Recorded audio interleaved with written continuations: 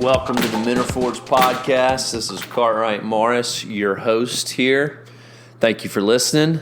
Please rate as well as, leave a review for me. That definitely helps out getting my podcast out to people who may benefit from some of my interviews. Some of you may not know that Men Are Forged is more than just a podcast. It's actually coaching, courses, and content, kind of the 3 C's of Cartwright. Sounds cheesy now that I say it out loud, but it's kind of simple. Coaching, courses, and content.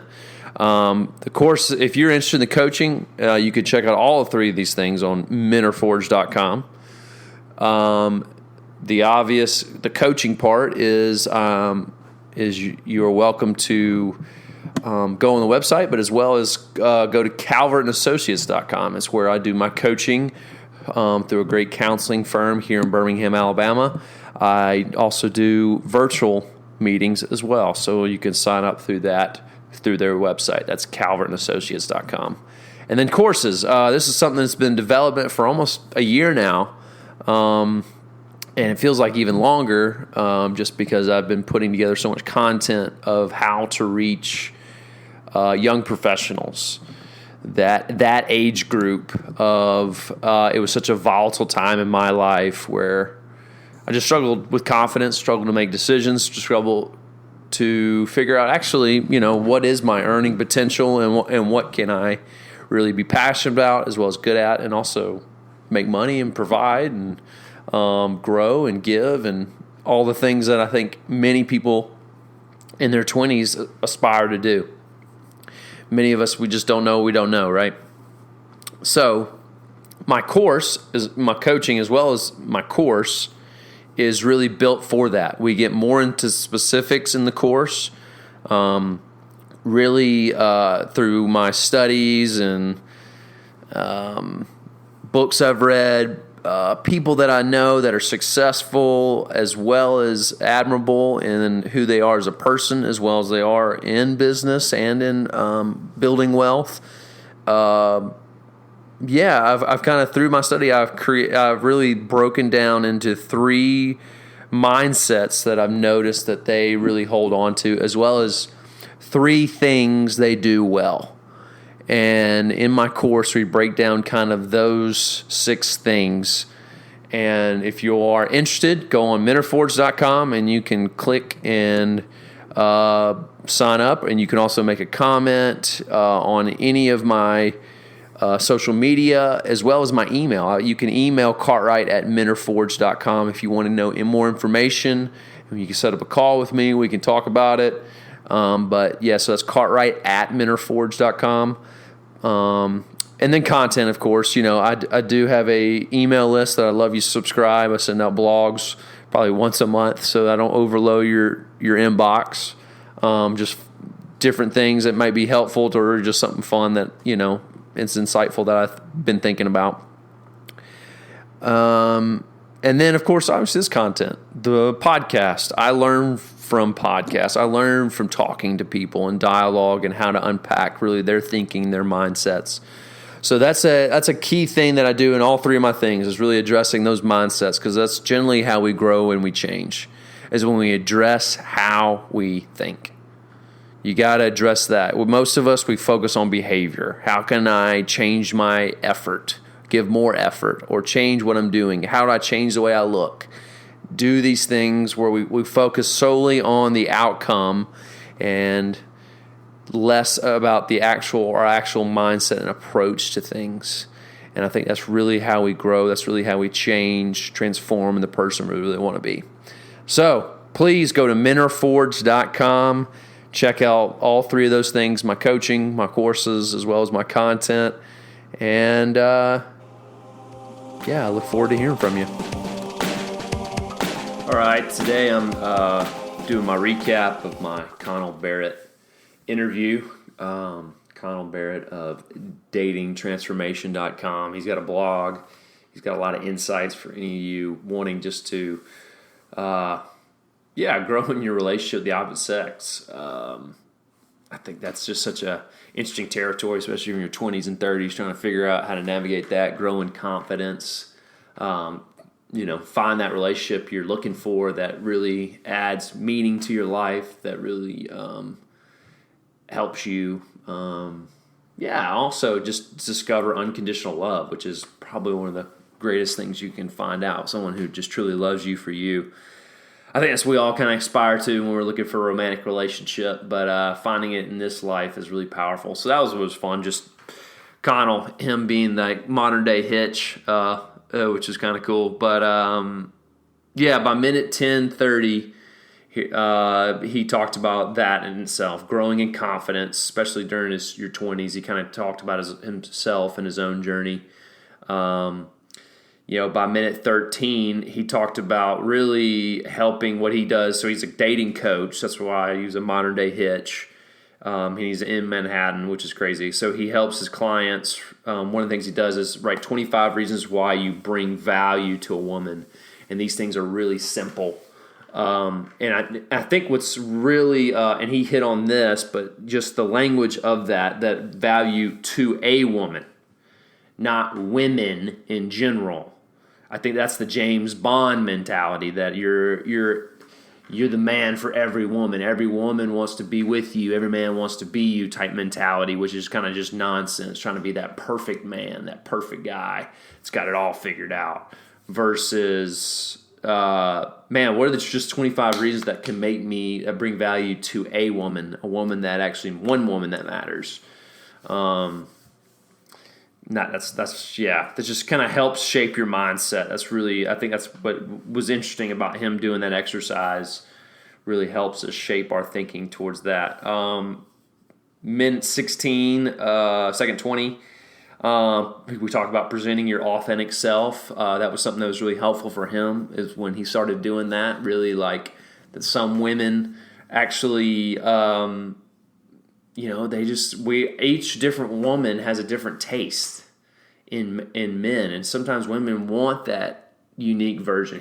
For him, he said it was like his kind of quirky, dorky self that kind of got funny dad jokes. Like some women really like that, and when he allowed that to come out, it just allowed him to feel better about himself, but as well as just he found more relationships and finding that's what really some women really want. Which leads to the next question, which was interesting, that he, by minute 20, kind of asked about rejection. And he kind of posed the question, what if it's not rejection? Meaning, if there's a no one way, then means there's a yes coming. That, too many times we think we kind of hold, it's a little bit of self-absorbed, selfish, loathing when we feel that rejection, get that no, and really it's like, oh, that no could just point to a yes down the road, that it helps me actually understand of what I'm looking for, and I want someone to say yes to me. We're kind of like, we're so focused on the result of yes or, like this woman not liking us, that we kind of forget, like, oh, that's not really the result we actually want. We actually want the result is someone who is crazy about us, who we enjoy spending time with. And why would we want to spend any more time with someone who doesn't like us or doesn't actually want to be with us? So I'm guilty as that more of anybody. And then we get in minute 22, second 15. I talked really, who was he writing the book for? And a lot of it was himself, that type of person. But I think a lot of the applies to any guy.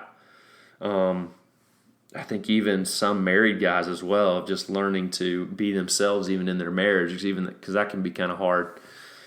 Which we kind of get into that a little bit of just like, man, sometimes as men we get in a relationship because we presented such a false sense of self, and then we're constantly protecting that false sense of self. Even a person behind closed doors starts seeing more of that real self. And maybe that's what she's actually falling in love with, but we think we got to keep up the facade, the mask of this great guy that maybe initially attracted her. Minute 31, 40, we talked about the goal of a first date. That when it's usually the goal of first date is really just kind of a yes or no for the next date. that too many times if the goal is to get this woman to like me, then it's really more if it's a needy and self-gratifying kind of excuse, like we're trying to find our identity in whether this woman likes or doesn't like us. And that's kind of going back to the rejection thing. It's me focused and not her focused. That you need to focus on her, and it kind of makes it more fun that way. And actually more enjoyable first date, like you're trying to get a yes or no. And it kind of throws the weight off yourself and actually just on to getting to know the person versus trying to impress her. So that was kind of fun talking about that. And then by minute 37, he shared a couple of tough first date stories. He talked about some common mistakes that he made. He gets into minute 39. He talked about a big gesture failure. I kind of talked about my little false sense of understanding of rom-coms, and you kind of think the big gesture at first is what's going to grab her, but really it's the little things at first that really grab her, and the big gestures start coming. That actually there's a fine line right at the beginning where you could either come off as like she either loves it or she finds it like creepy and stalkerish, right? And really he goes back into that first goal of the date, and really early in a relationship is just make her smile. And put the focus on her and not on yourself. When you make it about impressing her, you're making it about yourself, and you're not making. And at the end of the day, no woman really wants to be with that kind of guy. That's what's really cool about it. I was very. That part was just really like to make her smile. He talked about some success stories. He talked about some of his struggles. Either way, they were good. There was 2 really good stories that can really hurt. But probably were great lessons for him that led to his book, led to his coaching practice. And so by minute 42, we talked about rom-com, false stereotypes, and basically what not to do. They're not based in reality. And I'm a person who loves rom-coms, but I had to ask because like the more you really break them down, it's like they're not really helpful in understanding love, the opposite sex. They're written by writers. A lot of them were men, especially the ones in the 90s, right? It's just really interesting that when you really kind of start picking apart rom-coms, how you can see the falsities. But it was a fun conversation with Connell. He was easy to talk to, great interview, very insightful. I recommend checking out his book, Dating Sucks, But You Don't, the modern day guy's guide to confidence, romantic connection, and finding the perfect partner. It is a mouthful. He hit that all in the beginning. So, another thing to be aware of if you do go back and listen to the episode, I apologize. There is a couple sound issues. It was related to his internet connection, and I meant to edit some of them out and but it kind of sounds like it's breaking up, and it's really just the internet connection. And so I apologize for that. It didn't really ruin the interview. You got everything was still there. That it cut him off a few times, but nothing like where you didn't understand what he was trying to say. So, I recommend checking out Connell Barrett, datingtransformation.com, and checking out his book, Dating Sucks, But You Don't. Thanks for listening. Please come back. Please rate, review. This was, I'll keep bringing content to y'all. This is what I love about the variety of some of these guys is what they're going through is very similar to my story. Some of the little pieces of really how volatile your life is in the 20s. And if you start addressing these things now, and you really take ownership over them now, I promise you will not regret it in the future. You will be so thankful. A lot of these people I'm bringing in they are sharing wisdom that I wish I heard at 22, 23, 24, if not before, right? Especially as it relates to growing your earning potential, growing relationally, which was through Connell, as well as just defining success and understanding your story. stay tuned for next week. Actually got a guy who was really in tune to his own story, and it was really fun just to unpack and talk with him. Jeff Felton. It's going to be good. The guy who lives out in Washington. So anyway, I'll see you on Monday.